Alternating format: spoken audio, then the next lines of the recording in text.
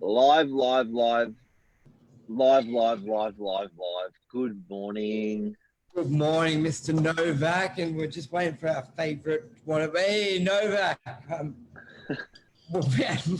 Welcome to Morning Minutes. Myself, Michael Burjo, with Mark Novak and Land for Demand. Are you entitled for the building grant? Who does it affect? Who does it help? We've done a lot of deals, in particular in Warriewood, where there is land for sale, which is very rare. Sydney, in Yep. particular, Northern Beaches is one of the most scarce areas for land purchases. And a lot of people are asking, can I get the grant? What is the grant? Morning, Mr. Novak. Take us How are away. you, legend?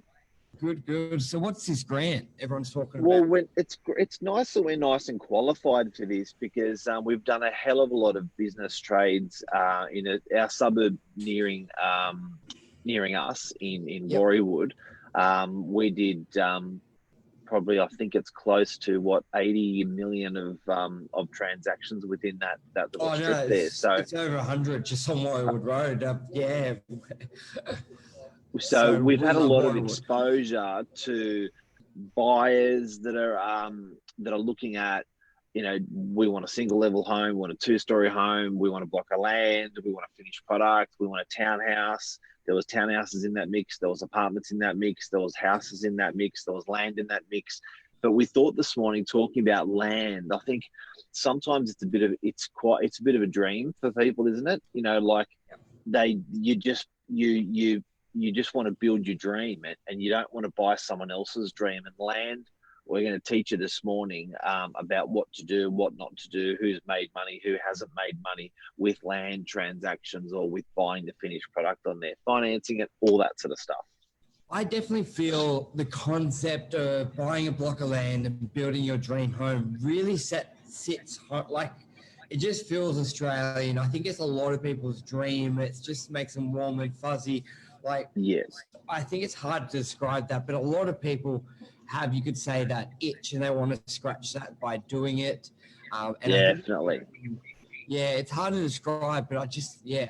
But there's a lot of things people need to take into consideration, and it's not what people do every day. So there's a lot of sort of hurdles that people can come up against, and it can eventually cost them money, mistakes. And I think a big thing today, let's talk about what we see clients do really well who are experienced, and what are some of the great questions you can ask if you're not experienced and you really want to do this. Because the idea, like think about it, people go see 5, 10, 15, 20 homes, and there's always something they love and do not love about a home. So the idea of just building what you love sounds great.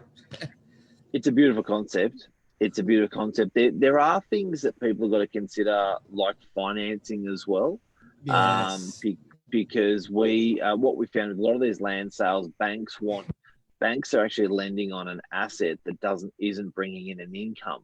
When they draw down the loan, the client won't have an income for possibly 6, 12, or 18 months.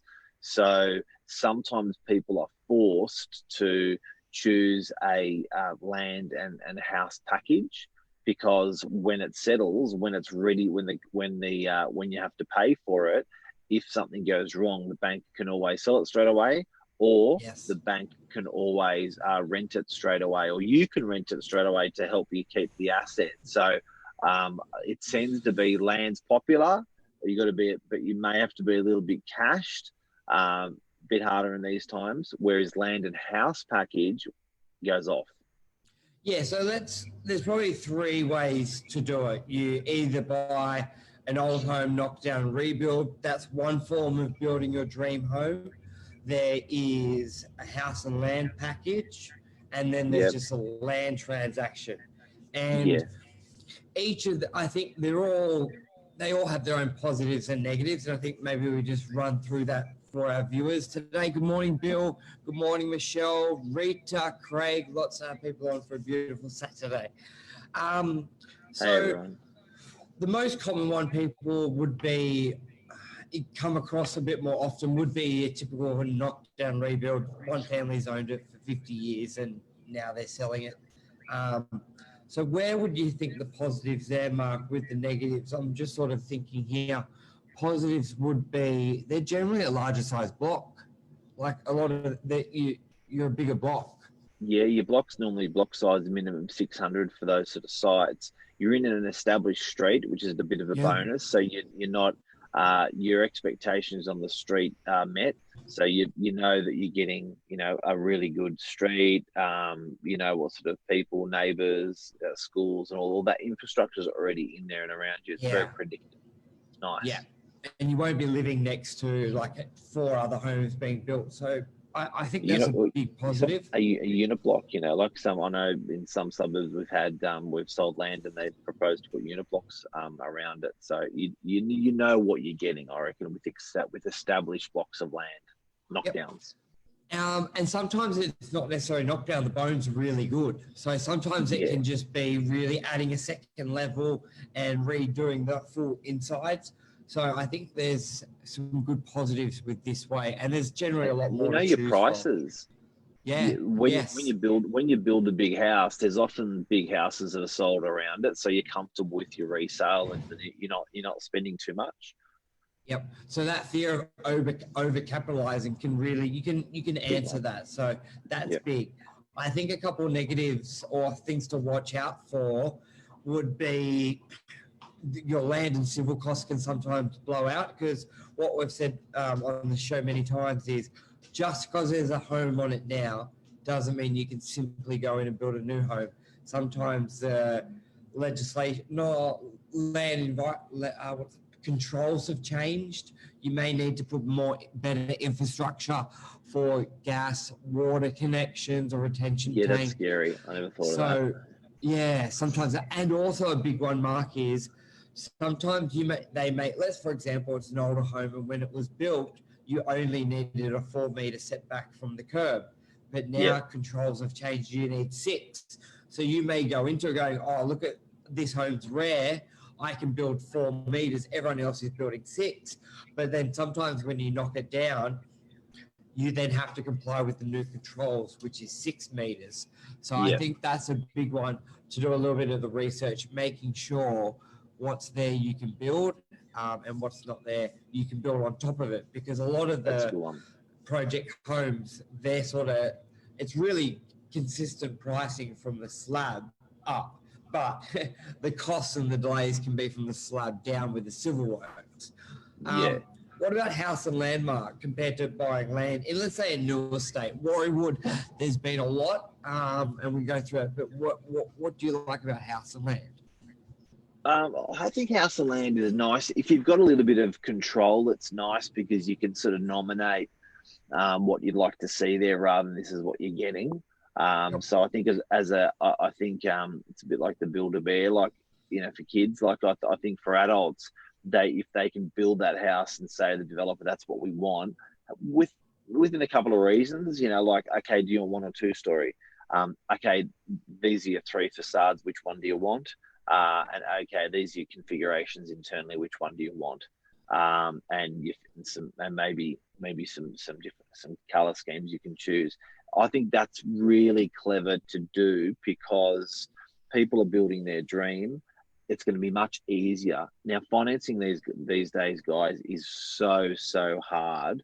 We're going to talk about grants in a sec, but financing is just so hard for people. So on a combined income, especially if they have 1 or 2 kids, and that's why they're buying the family, they're down to 1 income sometimes. Yeah. So, but the house and land has, out of the 3, it's the best to do it, because lots of times it's turnkey finance. Yeah. Because if you run through that, if you look at a knockdown, you're going to buy the land, settle, and then engage a builder and do all that. Where a house and land, let's say it's 1.5, you put down 10% deposit, 150 grand, and you don't do anything else for a year. So that's the big difference as well, Mark. You don't settle for a year, like until it's finished and it's moved in. So that's pretty cool because you got time to sell your place. Yep. Which is great, very, very important. Some people have wanted just to capitalize on the market now, not knowing what's around the corner. So they'll sell now rather than 12 months, they'll go and rent. but also there's the first home buyer grants that are out there in New South Wales that are available. So, is there an advantage by land only or house and land package on that, Michael? Yeah, so the cap is 750,000. So there definitely is potentially the advantage for doing land v house and land if it keeps you under that threshold of 750,000. So particularly where we live, Northern Beaches, and where we're very active, it really wouldn't apply to anyone. But we get a lot of viewers out of Northern Beaches. But you know what would apply, Mark, and this will apply, is the renovation grant, which is in this building grant, which is if your property, by memory, it's valued under 1.5, you still get, if you do $150,000 renovation, you still get the $25,000 grant. So that's going to be the big one. That's really going to help people who are buying your knockdown or rebuild, because you may just do a renovation instead, because 150 grand, that's big. That's like a second level. That's a decent sized renovation. So that one will affect a lot of people on the Northern Beaches, because you can pick up a knockdown renovation or a knockdown rebuild or a renovation for under 1.5 quite comfortably on the Northern Beaches. Can we throw in that link and the first home buyer link as well? Now, people also, guys, building grant, not first home, building grant. What was that? It's the building grant. You don't have to be a first home buyer. It's just a building grant. Okay. That's it. Sorry, I said yep. Okay, cool. Yeah. Now, another one as well that we wanted to chat about was in Sydney, and where is that? Is housing supply Yes. and land supply in Sydney. It was really interesting. We're going to put this graph up in a sec live, but it's really interesting when you're looking at all of Sydney, and I'm just looking at it now. It's funny that the Northern Beaches. Send it to me. Do you want me to open it? Yep, it's in Telegram. Yeah. Okay. So when you're looking at Sydney, you got Lane Cove, Willoughby, Hunters Hill, North Sydney, Mossman, Canada Bay, Wallara. These are all the precincts. Sydney City, Waverley, Burwood, Inner West, Randwick, and Strathfield. The new housing supply of what people are, because now the new housing supplies, you can project new housing supplies because 2 or 3 years ahead. Yeah. So they were looking at, in this particular graph, they've looked at what was being supplied in 2019 and 2020 over to 2023, 2024. This is really good news for people that are going to be buying house and land or land and building, because there is a severe lack in the purple graph there. There is a severe, yep, I can see it. Great. If you just go down to the purple, zoom in, go down to the purple graph. Let's zoom right up on that, Michael, to show the audience. The graph, you mean the map? Spot on. Zoom straight up on that.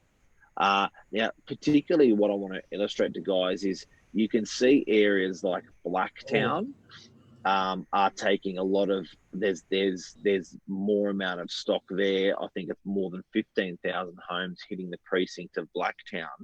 But then as the lighter the purple goes, then you start looking at areas that are really slim pickings for new housing. Now, how is that good for a buyer? It's like this: no stock, price goes up. Too much stock, price may go down. So Northern Beaches, Waverley, Randwick, all of those are the lightest of the shade purple. They are the most sought after because there is a lack of new housing in that area. They're the most sought after place to get a house and land. Yep. Wow, look at that. Up to 15, which just shows. So, okay, we've touched. What's your take on it? It just shows how property is such a great investment long term, because what really affects it, as much as sometimes we can really think to ourselves like, council, you're so difficult. Why do you make it hard for developers with a approving new developments. Like let build, but you've got to appreciate it because it really keeps the value of people's home because you're not getting big oversupply in areas. So it just really protects it, which you got to appreciate within reason. And you can see Blacktown, Parramatta have been nailed. You know what? Yeah. They're probably going to take that nailing good and become better for it. But I certainly know that the lighter of the shades are the other places where I'd be going in Sydney to invest my money because I like lack of stock. Now, can you tell me, Michael, just some learnings of we've had a lot of exposure to these land sales and house sales that we can share with buyers that are watching at the moment. What are the learnings? So in particular, we did a lot of trades, but with the house, with the land, what type of people were you talking to that were buying land, that bought the land? Were they from the area? How much were they spending? What were they building? Yeah, great question. So I reckon 80% of inquiries were Northern Beaches locals. And really? 80%. Like on the Warriewood one, Mark, we had probably 1,500 inquiries, which was huge. Like on a normal development, you mainly get 200 or 300. Like it was bananas. Yeah, that's a lot because people like the dream. Yeah, they love that dream of buying and building your own property. Now, there were really two distinct markets, maybe three. I may think of an extra one as I go through. Now, for the land and the house and land, because we got a lot of inquiries from a downsizer. Now, the beautiful, unlike the young families, they were very open of where to live. So I found a young family were pretty adamant. I want to be in Warriewood. I won't look at Manly Vale. The downsizer wasn't as strong as the location. Now I feel that was based on there's nothing out there for them, so they're almost like I'll take what I can get.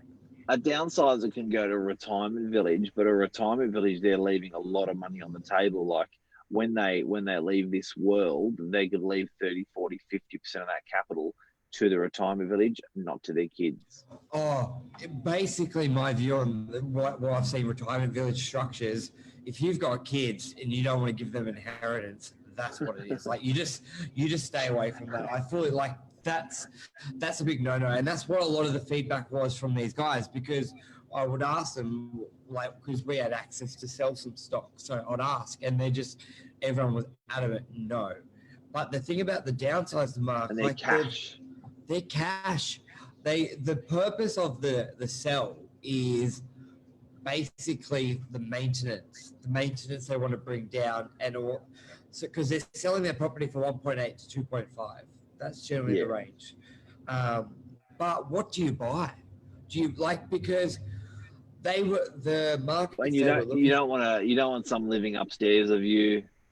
You lived in your own home, 5-bedroom home on 600 square meter block for 50 years. And look, retirement village, and most of them would know, an apartment, but they want new, they want classy, they want sexy, they want new. And all the new apartments being built are minimum size. Like some of these people, some of their homes their living room was the size of the apartment they're going down to. And they're just like, I hear that all the time. It's just, no. And then they go, well, okay, if I can't buy no retirement village, no apartment, what's next? A townhome? And they're like, can't do stairs. Can't do stairs. Like, where's the single level? Can't do stairs. And then the other option, all right, what about if we just buy, we go from our big 5-6-bedroom home to a single level home? Yeah. But a lot of the time, they were just like, they've got the backyard, the maintenance. Like, they just had nothing that would appeal to them. But nothing out there for the downsizers, yeah.